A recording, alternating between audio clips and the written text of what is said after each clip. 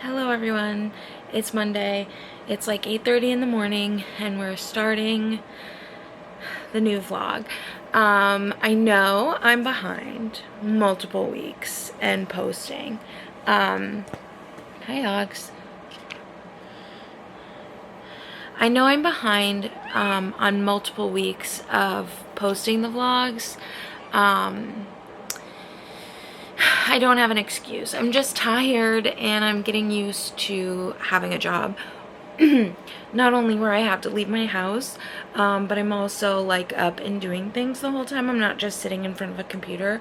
So I'm still getting in the flow of things. This week is my week to get caught up on things. I am determined to get caught up.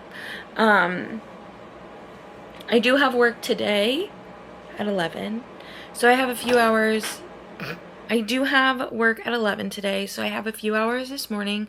So I think I'm going to read for a little bit, and then when I get home, it'll be like 4:30, and we can start working on getting caught up on things. And then Charlotte and I are going to see Twisters tonight, which I'm very excited about. Would you like to say hi, Augie? Say hello. Good morning. Good morning. So, anyway, let me spin you around and I'm gonna show you what I'm gonna read this week. It is also the 5th of August and I still haven't decided what my August TBR is, so I'm still working through the books that I picked for summer reading for July because I didn't finish them in July. So far that's what I'm working on. And then I'll probably update you later today as to what my August TBR is. So I'll let you know. But anyway, this is the TBR for this week. I want to read Torch Against the Night, as I've been saying for the last few vlogs, but we are actually going to read it this vlog. Then I have Renee Addier's The Wrath in the Dawn and Melissa Blair's A Broken Blade. So these are the 3 books that I'm putting my efforts into this week, and hopefully they're all really good, and hopefully I like them all. So, but we're starting with this one. So I'm going to read for a little bit this morning before I have to get ready for work, and I'll check in later. Hi friends, I'm home from work, and forget everything that I said about what I was reading this week earlier. I've changed my mind. All I want to read is cowboy romances, so that's what I'm going to read. We have up on the docket, I downloaded 6 cowboy romances to my Kindle to try, different authors than what I have in print. And then I have Swift and Saddled by Lila Sage, which is the same series as Done and Dusted, which, as you know, I loved. And then Heartless, which is the next book in the Flawless series. And then we have 2 of her other series, the first one. So I have Wild Love, also by Elsie Silver, and Off to the Races, also by Elsie Silver. So this week is going to be a cowboy romance heavy vlog. Charlotte, what do you think about cowboy romance? How do you feel about me being in my cowboy era? I love it. My Texas girl. So, forget everything I said earlier. I lied to you. This is what we're reading. Which is like a country meal. Hi, friends. It's been a while since you've seen Charlotte. I know. Wow. Wow, look at her. She's so pretty. Midnight says wow. We're home from seeing Twisters. Hey. And we have a kitten who's tormenting the older cat. Here's the culprit now. He's calm. So what did you think? My resident tornado understander. I thought it was very good. Solid 4 out of 5. They did not get the color of the sky correct, but the sky also looks fake. And The kids are there's a part in it where they find out there's no basement somewhere, and they just stay where they're at instead of going to a hallway or a bathroom or something like that. And I found that rather unbelievable. But other than that, it was a fun time.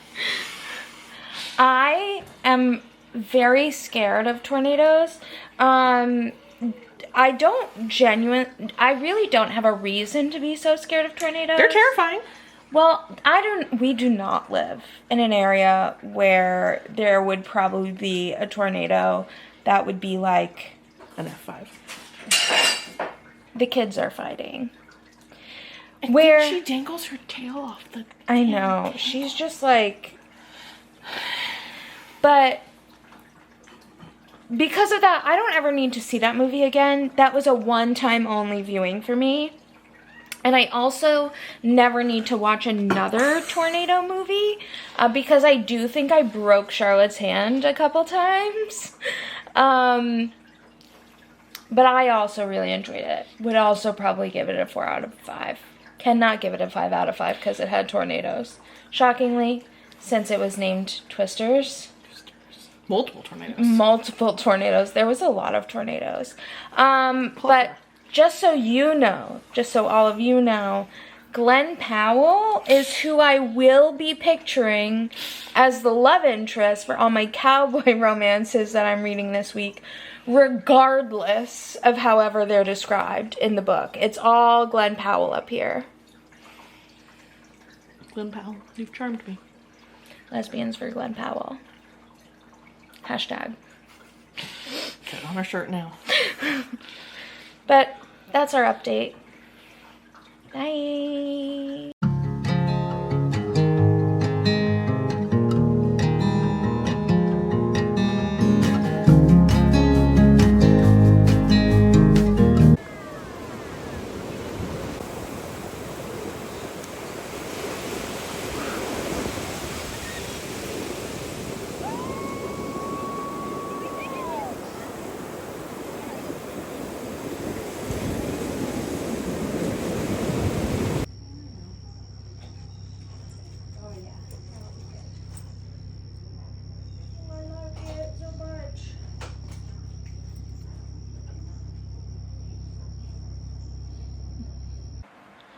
Hi friends, it's Tuesday, yes, the 6th, and the boy child is officially a teenager.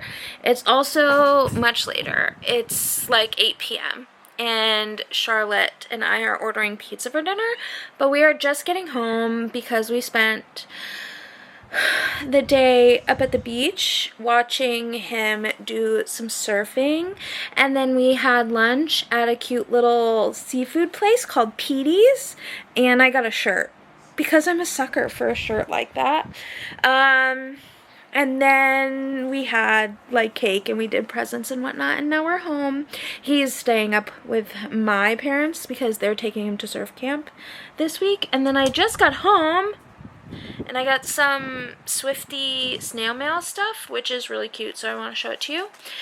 And then I did start last night Alive and Wells by Bailey Hannah, which is the Wells Ranch series, book 1. I'm on chapter 5, which is, according to my Kindle, 37 pages in, and I'm really enjoying it. Basically, we have our main character, Cicely. She is running from her abusive husband, and she is planning on getting a divorce once she runs, and she gets a job working at the Wells Ranch, and Austin, he is the lead rancher, I guess, and he doesn't like her because all he sees is a city girl come to their ranch, and all of them eventually leave, and so she's just going to be another girl who leaves, but he is attracted to her, so There's already a little bit of banter, which I am enjoying, and I'm having a fun time reading it. So far, I think we've started out on a good note. I also have to cut my nails, which I'm really upset about because another nail broke today, and now there's too many broken nails.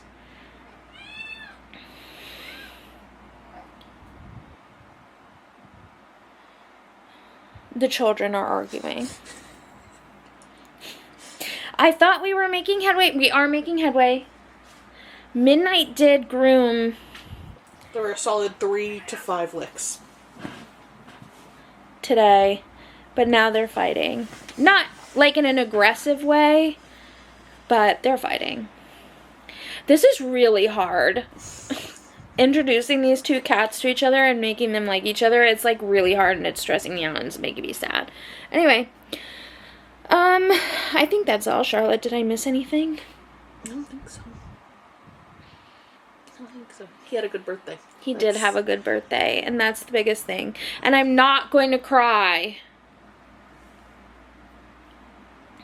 But it is weird to know that you have officially a teenager. Like, it feels different.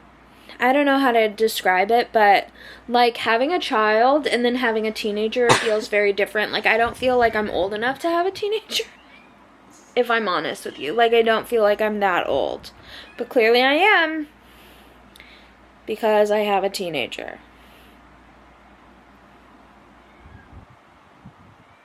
Alright, that's all. I'm going to stop yapping. And I might read a little bit before the pizza gets here. So. Hey friends, it is Wednesday and I'm home from work. I got out at 5 and then I had to run some errands, so I'm about to eat some dinner, but I did not have the best day today, and so obviously I put that employee discount to use. And I wanted to show you what I picked up, so let me do that. So I got a photo finish by Elsie Silver, which is the next book in, I think, the Off to the Races series. And then Powerless, also by Elsie Silver, which is the next book in the Heartless series. And then I got The Last Mrs. Parrish, and then some new releases. I got Silvia Moreno Garcia's newest, The Seventh Veil of Salome, and Haley Denning's This Ravenous Fate, which I'm very excited for because this is a sapphic vampire story. So that's always a sell for me. So anyway, that's my little book haul. Yeah. So anyway, that's my book haul. I'm gonna try and eat, but the cats are fighting again, and it's stressing me out. Anyway, I'm gonna eat so that I can play with the kitten, so that maybe he chills out just a little bit, and I'll check in later. It's Friday evening. It's 7? Yeah. It's 7 p.m. I got home from work, and then the other the other errands that I had to do around like 5, and then I was doing some stuff around the house, and then I showered. It was a hair wash day. So I did that, and now I am so sore. My body is so sore and so tired that I'm sitting on the couch and I'm not moving. I have like 52 minutes left of a little mini series that I was watching on Netflix yesterday called Escaping Twin Flames. So it's like about this cult. It's very weird. And then, so I'm gonna watch the rest of that, and then I have my Kindle ready to go so that I can read some more of Alive and Wells. I am 22% in, or 64 pages, so I've read like maybe 20 pages since I last updated you, but I'm loving it so far. It's very cute. I'm really enjoying it. So I do not plan to move from this spot again tonight unless I absolutely have to. Like, I have my blanket, I have my teddy bear, and I have a new fresh ice water in my water bottle. I have a nice cold Diet Coke. I have some pretzels. I have one very nicely well-behaved cat and one very not well-behaved cat. And we're gonna watch this documentary and then we're gonna read. So, bye. We're headed to the used book superstore with 1, 2, 3, 4 things of books. How much do you think we're gonna get? Maybe like $30.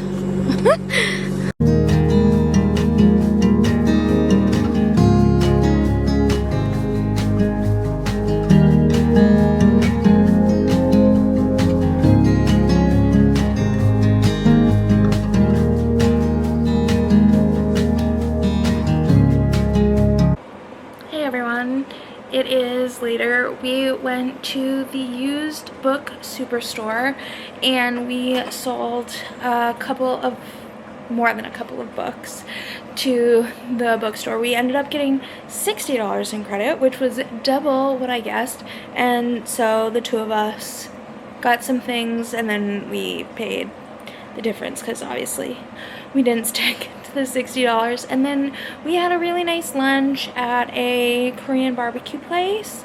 Well, late lunch, early dinner, I guess. And we just got home, which is good timing because there is a storm rolling in. So we need to call Glen Powell. Not that there's going to be a tornado, but you know what I mean. Charlotte and I were gonna do some parallel play. She's gonna play some Sims, and I was going to play some Baldur's Gate, but I don't know if you can see, but my desk back there is like a conglomeration of just like a bunch of things, and that would require me to put those things away in order for me to sit and play Baldur's Gate. So I don't think I'm gonna play Baldur's Gate. I wanted to read anyway, so I'm just gonna keep reading Alive and Wells. I'm 52% of the way in now. I don't know if I had already updated you on that. And I think what I'm going to do is tomorrow when I get out of work, I'm going to edit the vlog clips that I haven't posted yet. I think I've only posted like 1 week in July, so I'm quite a few weeks behind. So I think I'm just gonna do some fancy editing and just combine them to be like a month vlog, because I think that will just be easier, and then I'll be caught up and I won't have to worry about it anymore. And then I'll just make sure that this week's vlog gets edited and whatnot so that it's ready to go up on schedule, and then I can be back on schedule and I won't have to think about it anymore. So I think that's what I'm going to do tomorrow, but I'm not going to do it today. Today I'm going to read. Also, I'll show you what I got at the used book superstore, and then when Charlotte's done doing what she's doing, she can show you what she got. So first up, I got The Fireborn Blade by Charlotte Bond. This is like a sapphic story with knights, which I love. Augie wants to say hello. Say hello. Oh, you're being so quiet now.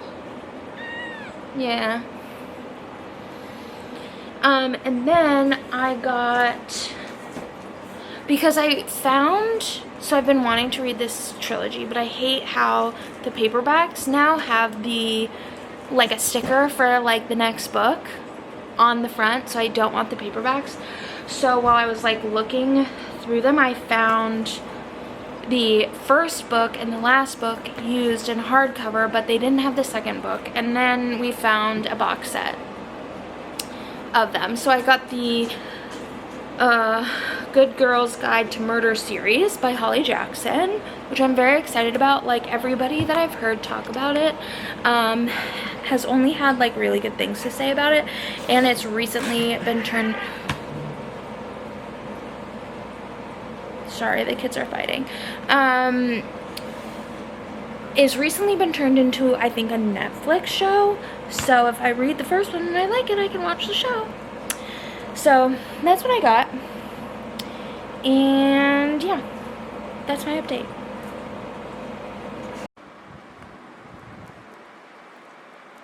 The Chaos Master. Hey, dude. Hey, sorry about the weird lighting. It is like 8:45 and I'm about to walk into work, so I'm kind of just working with what the parking lot is giving me. But I just wanted to do a quick update because I did finish Alive in Wells last night, and oh my god, it was so cute. My initial gut reaction was to give it a 5-star. And I think I'm going to stick with that because I really had a good time. Were there some things that maybe could have been better? Sure, but it was the perfect reading experience for me. It was everything that I wanted from a cowboy romance. The male main character was swoon-worthy. His declarations of love were incredible. The villain of the story got the comeuppance he deserved. That doesn't often happen. This is a situation that never would have happened in real life. It would never have worked out this way, like, for this villain of the story. But because it was fiction, he got the comeuppance that he deserved and more. And I love that. I love that. I was kicking my feet and giggling. I had to read like the whole passage to Charlotte because it was everything. So I think I'm going to stick with the 5-star. I don't think everybody would give it a 5-star. I think it was definitely more so that like it was just perfect for me. And that's why I got a 5-star. But that's why ratings are subjective. I am now gonna start on Heartless today by Elsie Silver. This is the second book in this series. I don't know if this has I don't know if this series has Chestnut Springs in the Chestnut Springs series. So this one is following the oldest brother, Cade Eaton, and our female main character from the last book, her best friend Willow Grant. And Cade is 13 years older than Willa, and he needs a nanny for his son. He's a single dad.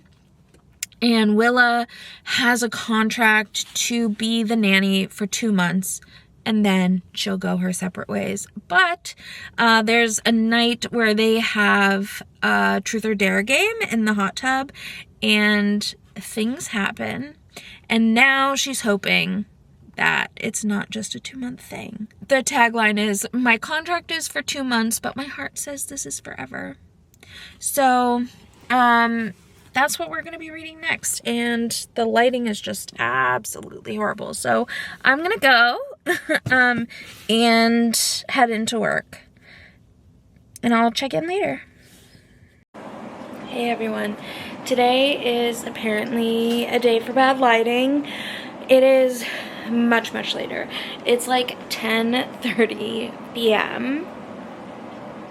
I got home I think around like 4, and I have been doing laundry and other chores since.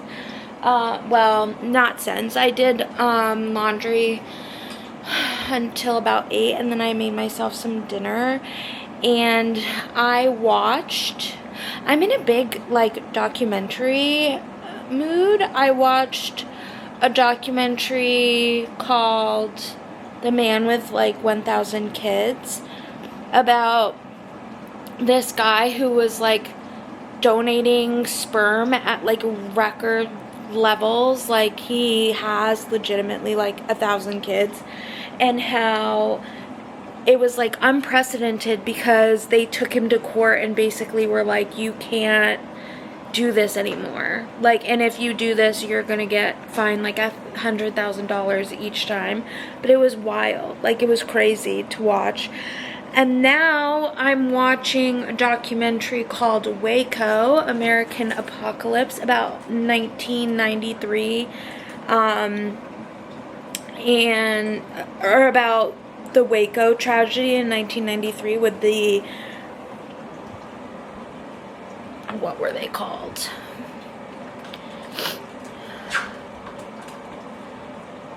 The Branch Davidians, and like the shootout and whatnot that happened. It's crazy. It's craziness. It's like, I think like 3 episodes. I'm on episode 2. And I do have a lot of empathy for people who have found themselves as part of a cult.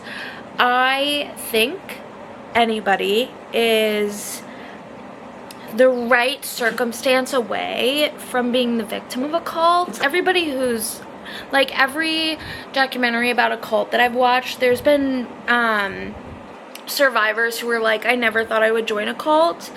And there are like very smart people who are in cults, and I just think like you're one specific situation away from being the victim of a cult.